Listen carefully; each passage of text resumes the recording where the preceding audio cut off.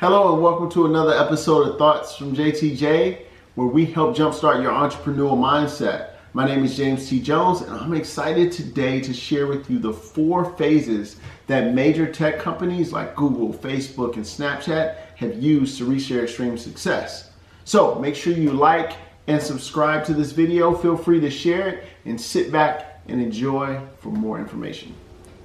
If you're like me and you've started a business, or perhaps you are considering starting a business, or maybe you work within a company and you're trying to figure out how to take a product or a service to the next level, then these 4 phases are going to be extremely important to you, just like they've been important to other tech startups who have taken off and reached success.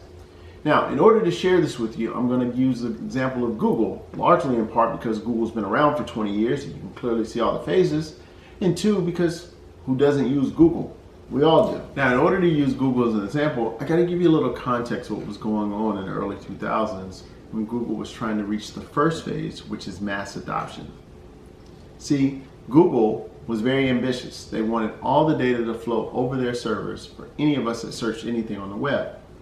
But Google had to figure out how to get us to start coming to their site in a massive way. So Google gave us a search box, and that was just it. Just a search box on a plain white page with nothing but their logo on it.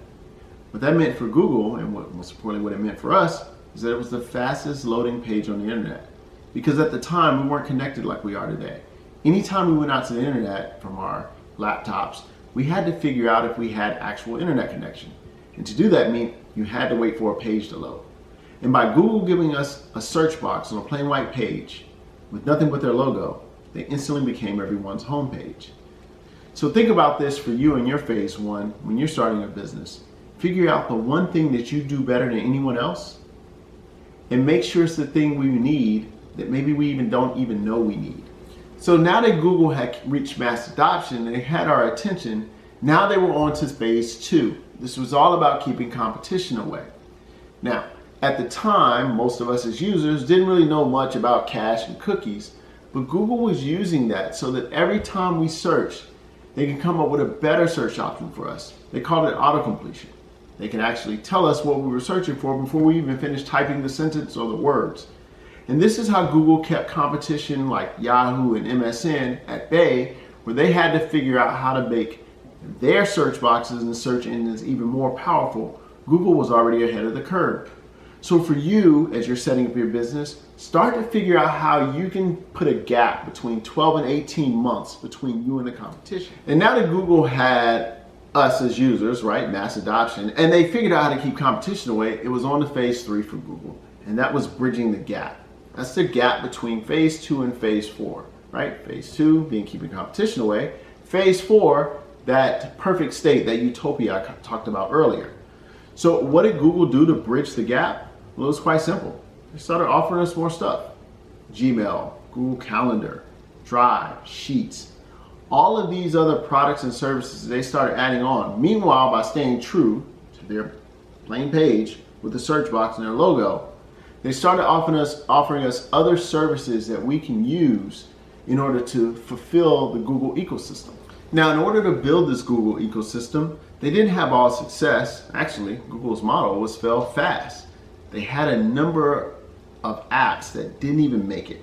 They had Google Health Vault, Casa, everybody loved back in the day. They even had a Ride Finder app at one point, way ahead of its time.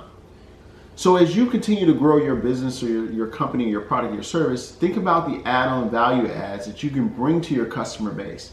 Don't be afraid to push them out there at 75 or 80% complete and get customer feedback, because you'd rather fail fast than to try to make something perfect. So all of these add-on services and applications were what helped Google bridge themselves from phase 3 to phase 4.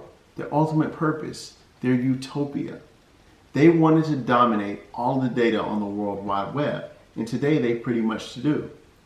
I've heard a rumor that Elon Musk, at every meeting he has at SpaceX, regardless of the topic of the meeting, starts off by reminding his employees that today the purpose of this meeting is colonizing Mars. Elon Musk lives out that utopia every single day. He infuses it into his culture and his brand.